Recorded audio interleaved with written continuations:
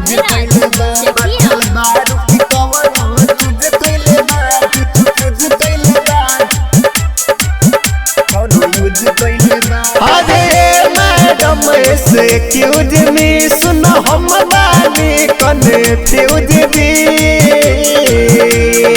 ए madam. अरे madam से quiz मी सुन हम बानी कन्फ्यूज भी। हाँ बाचल बारू की कवनो चूज कइले बा देखला से लगता बे कौनो यूज कइले बा बाचल बारू की कवनो चूज कइले बा देखला से लगता बे कौनो यूज कइले बा।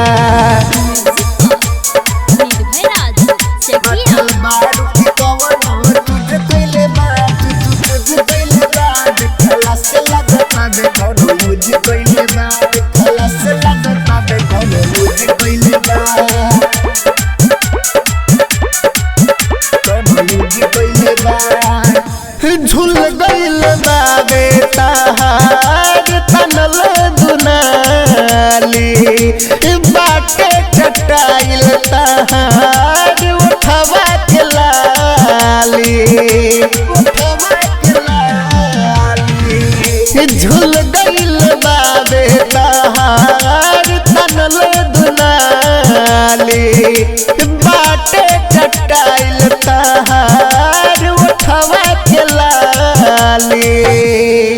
हालिक भइल ताहर वीडियो सगरो न्यूज छैले बा देखला से लगता बे कौनो यूज कइले बा बाचल बारू की कवनो चूज कइले बा देखला से लगता बे कौनो यूज कइले बा। बाचल बारू की कवनो चूज कइले बा चूज कइले बा देखला से लगता बे कौनो यूज कइले बा देखला से लगता बे कौनो यूज कइले बा कौनो यूज कइले बा। कपड़ा पहिरले बारू छेद छेद जाली भरल एटीट्यूड रहे मुहबे पगाली मुहबे पगाली। कपड़ा पहिरले बारू छेद छेद जाली भरल एटीट्यूड रहे मुहबे पगाली।